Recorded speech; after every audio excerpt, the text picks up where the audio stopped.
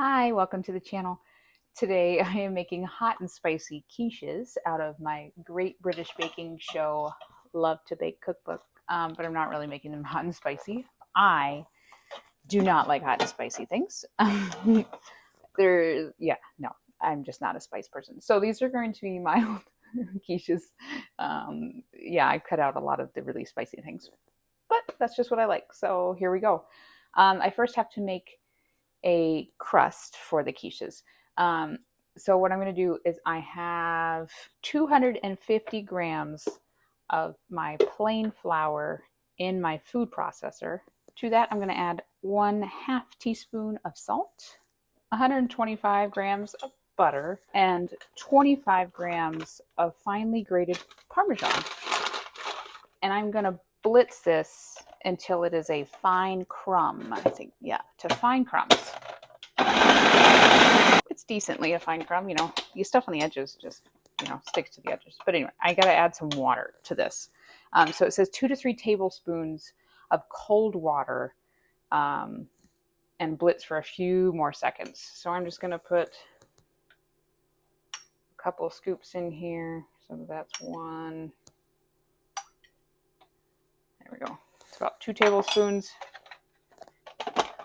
And we'll see if I can form a dough. Okay. It does say rough dough. So is that a rough dough? I'm terrible when it comes to like little details like that. It wants a rough dough, and I'm like, well, should I add the last tablespoon of water? Who knows? All right, I'm going to pour this out on my work surface because it says to turn it out and then use your hands to bring it together into a ball. That's looking pretty good. It came together pretty well. So I'm just going to wrap it up in some cellophane here, kind of flatten it a little bit. And I'm going to chill this in my fridge for about 15 minutes. All right, it's chilled for 15 minutes. So I've got my work surface lightly floured, and I'm going to divide this into 6 equal pieces. And then what we're going to do is these are probably not at all equal.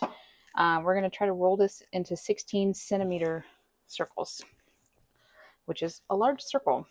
So I'm hoping that I divided that well enough. And how does one roll it into a circle? Okay, so now that I've got the circle, here's where the instructions get a little funny. Okay, first off, it says quiche tray. I don't have a quiche tray or a quiche pans. I have a jumbo muffin pan. That's what I'm going to be using. So press the pastry circle into the base and up the sides. So in my muffin pan, and try to do it without tearing it.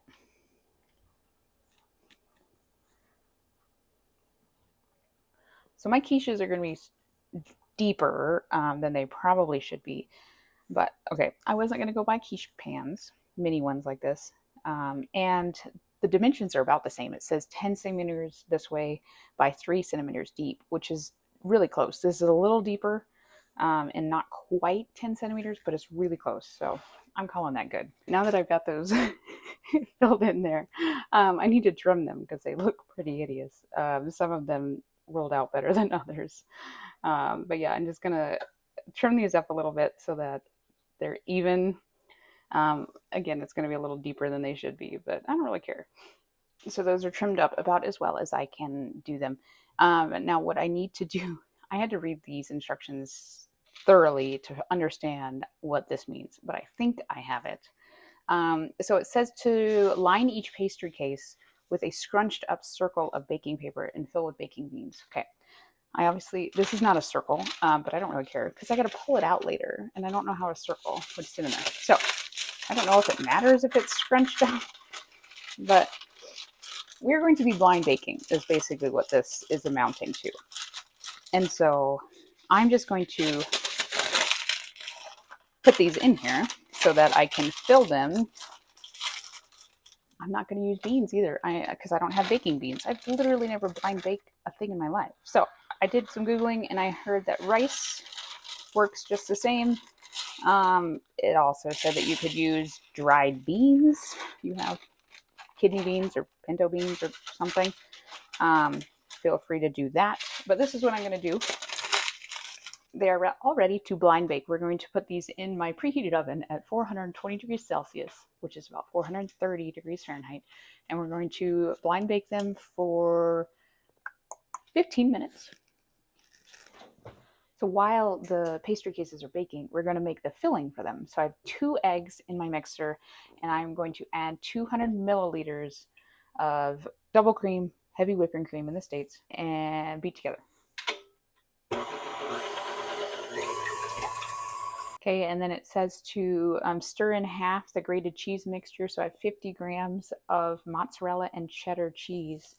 So I'm just going to put about half in there and stir it in. Okay, and so that's ready to go. That's all the filling is. And then when the pastry cases come out, we'll put this in the cases themselves.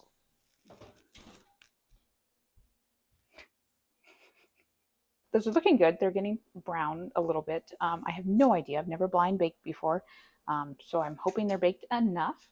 Now it does say to turn down the oven to, what does it say? It says turn it down to 180 Celsius, which is 355.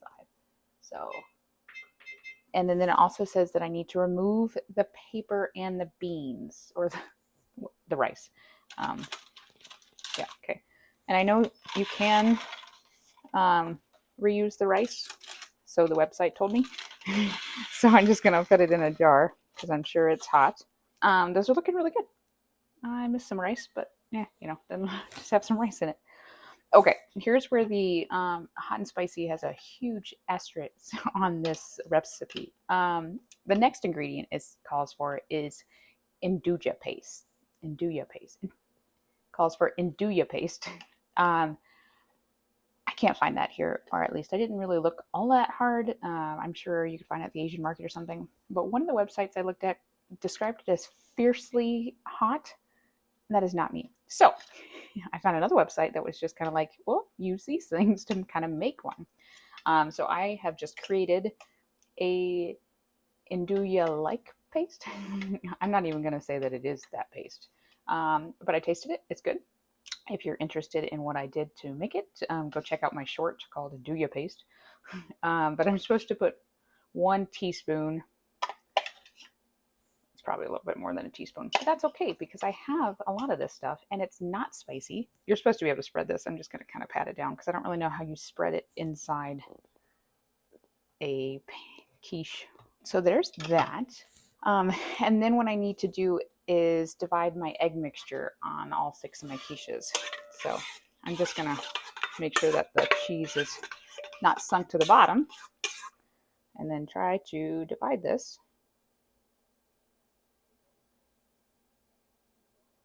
That is all divided out. That actually is coming really close to the top. So if I didn't have these extra height, I'm not sure how this would all work. Now what I need to do is add the sliced red pepper. So it's said to have 1 roasted red pepper from a jar. This is where I get annoyed that they don't give me the grams because it just says 1. But there's not like 1 red pepper in a jar that's roasted. Like it just comes out in little pieces. So I just kind of ballparked 1. I don't know. I'm just going to put as much as I want in here. Because at this point, it's not really affecting the bake, right? It's just kind of to taste. Supposed to have 12 jalapeno pepper slices. Nope. I'm going with yellow bell peppers.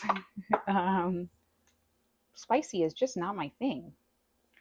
And I don't know how much I'm going to have to reiterate that to convince you guys. But at this point, it's just kind of top it with whatever you want. Like whether you want it to be spicy or not. Top with slices of salami. So about 44 grams of your choice of salami. I just kind of cut up one of those logs you can get in our grocery stores. Then it also says you need 6 mini mozzarella balls drained. I got the pearls and they're really tiny, and it wants you to cut them in 3 and put like 1 mozzarella ball per quiche. I'm just going to put 2 balls. I didn't cut them because they're just so small.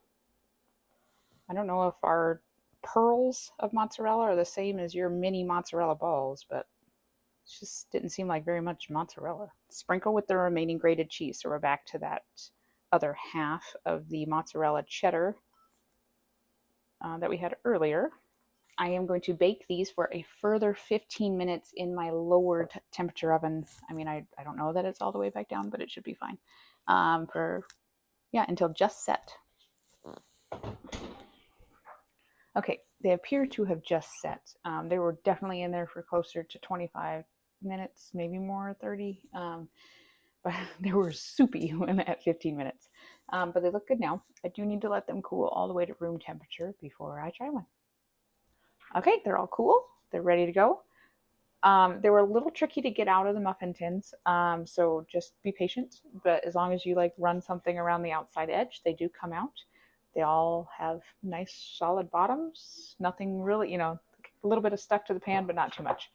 Anyway, here's the one I broke open, just so you could kind of see what's in there. Let's give her a taste.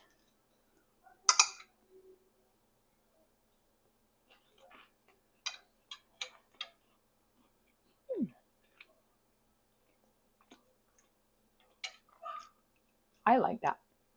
I do like that little, I don't know, imitation Enuja paste.